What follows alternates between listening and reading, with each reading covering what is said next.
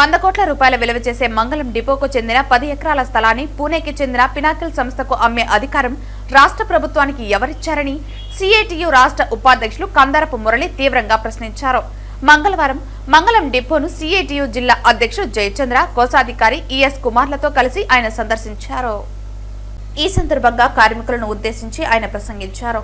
రాష్ట్రంలో దాదాపుగా 20,000 కోట్ల రూపాయల విలువ చేసే ఆర్టీసీకి సంబంధించిన స్థిర ఆస్తులను ప్రైవేటు పరం చేయడానికి కూటమి సర్కారు తీసుకున్న నిర్ణయాలను వెంటనే వెనక్కి తీసుకోవాలని, కార్మికులంతా ప్రజల మద్దతుతో ఐక్య పోరాటం చేస్తే భవిష్యత్తు తరాలకు ఆర్టీసీ ఆస్తులను నిలిపిన వారమవుతామని సిఐటియు రాష్ట్ర ఉపాధ్యక్షులు కందారపు మురళి కార్మికులకు పిలుపునిచ్చారు. సంఘటిత పోరాటమే మార్గమని, కార్మిక సంఘాలు, డిపోల యూనియన్లు అన్నీ కలిసి ఒక్కతాటిపైకి వచ్చి ప్రైవేటు పరం కాబోతున్న ప్రజలకు సంబంధించిన ఆర్టీసీ ఆస్తులను కాపాడుకోవాల్సిన అవసరం ఎంతైనా ఉందన్నారు. ఆర్టీసీ ఆస్తులను కాపాడడానికి కార్మికులు చేసే పోరాటానికి పూర్తిస్థాయి మద్దతు సిఐటియు తరపున అందిస్తూనే కార్మికుల వెంట నిలబడి పోరాడుతుందన్నారు.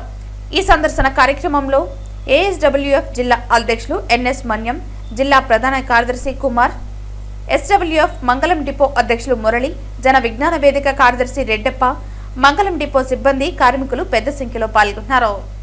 ఇప్పుడు రాష్ట్రంలో 750 ఎలక్ట్రిసిటీ బస్సులు ఉన్నాయి, ఎలక్ట్రిక్ బస్సులు ఉన్నాయి. ఇంకొక 1050 బస్సులు కొనాలనేది ప్రభుత్వానికి ఉన్నట్టు. మొదటి దశలో 750 బస్సులు వచ్చినాయి, మనకు కూడా ఉన్నాయి, మీకు అందరూ కూడా తెలుసు.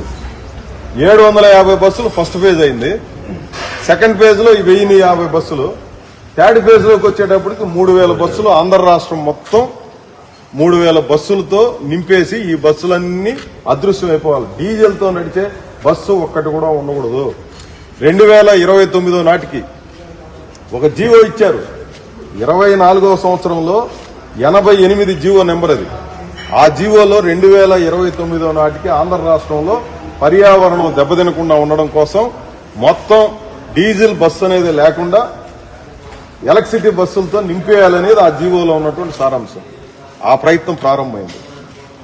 ఫస్ట్ ఫేజ్ లో 750 బస్సులు కొన్నారు. అప్పటికేం పెద్ద తెల్లే, ఏదో పూణేలో ఉన్నటువంటి పినాకిల్ అనే ఒక కంపెనీకి ఆర్డర్ ఇచ్చారు. సరే, ఎవడో ఇచ్చినాడు, కొంటాడు అని చెప్పారు. ప్రైమ్ మినిస్టర్ ఈ పథకం అని చెప్పేసి పిఎంఈ పథకం అని ఒక పథకాన్ని ప్రకటించి ఆ పథకంలో భాగంగా దేశమంతటా విద్యుత్ బస్సులు కొనుగోలు చేయాలి అని చెప్పి ఆవిడ డైరెక్షన్ ఇస్తే ఈయన వెంటనే ఒక జీవో ఇచ్చేసి మన రాష్ట్రంలో కూడా మొత్తం కొనండి.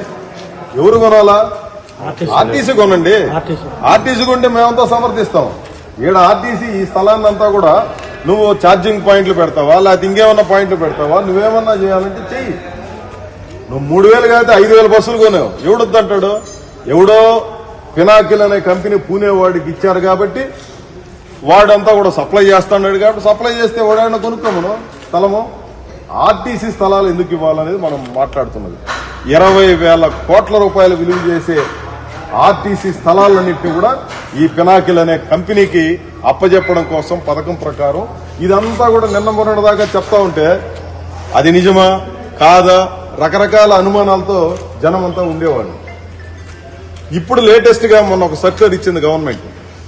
45 రోజుల్లో 4 డిపోల్ని పూర్తిగా ఖాళీ చేసి అక్కడ ఉన్నటువంటి స్టాఫ్ మొత్తాన్ని రకరకాల డిపోల్లో వాటిని సర్దుబాటు చేసి ఇది ఖాళీ చేసి పినాకిల్ కంపెనీకి అందించండి అనేది దాంట్లో సర్క్యులర్ లో ఉన్న సారాంశం. అప్పుడు కానీ అర్థం కాల ఈ తీవ్రత చాలా మందికి. ఇది నిజమా అబద్ధమా అని చెప్పి అనుకుంటా ఉన్నారు చాలా మంది. మేము కూడా అంత సాహసం చేస్తుందా ప్రభుత్వం అని అనుకుంటాం. 4 డిపోలు, నెల్లూరు డిపో, విద్యాధరపురం అనే ఒక డిపో, అదే మాదిరి గుంటూరు డిపో, ఇక్కడ మంగళం డిపో, నెల్లూరు 1 డిపో, 2 డిపో. అంటే ఎవడిచ్చాడు మీకు ఈ అధికారము? ఇంకొక 6 గ్యారేజీల్లో సగం గ్యారేజ్ వాడికి అప్పచెప్పాలంట. అంటే ఫస్ట్ ఫేజ్ లో నువ్వు ఒక 12 డిపోల్ని పూర్తిగా కొంతమందికి ఇచ్చేసి మళ్ళా సగం ఇచ్చేసి ఎవడికి ఇస్తా ఉన్నాడు? ప్రభుత్వానికి ఏమైనా ఇస్తానారా? ఆర్టీసీకి ఇస్తానారా? ఆర్టీసీకి ఇస్తే మనందరూ సమర్థిద్దాం. ఆర్టీసీకి ఇచ్చేదేమో ఆర్టీసీదే కదా. కాబట్టి ఇక్కడైనా నువ్వెవడో ప్రైవేట్ కంపెనీ వాడికి ఇక్కడ ప్రజల సొత్తు. ఇది ఆర్టీసీ అంటే ప్రజల సొత్తు, కార్మికుల సొత్తు, ప్రభుత్వ సొత్తును దానం చేయడానికి ఎక్కడ మీకు హక్కు ఇచ్చారు? ఈ మధ్యలో విశాఖపట్నంలో మన ముఖ్యమంత్రి గారి తనయుడు మంత్రి లోకేష్ గారు చెప్తా ఉన్నారు, ఎకరా భూమి 99 పైసలకి ఇస్తామయ్యా, మా ఇష్టమయ్యా అని అంటున్నాడు. మీ స్థలం అయితే ఇచ్చేయి, నారావారిపల్లిలో మీకేమైనా స్థలం ఉంటే మీరు ఇచ్చేయండి, లేదంటే ఇంకేమైనా మీకుంటే ఇచ్చేయండి. ప్రజల సంపదని మీరు ఇవ్వడానికి మీరెవరు?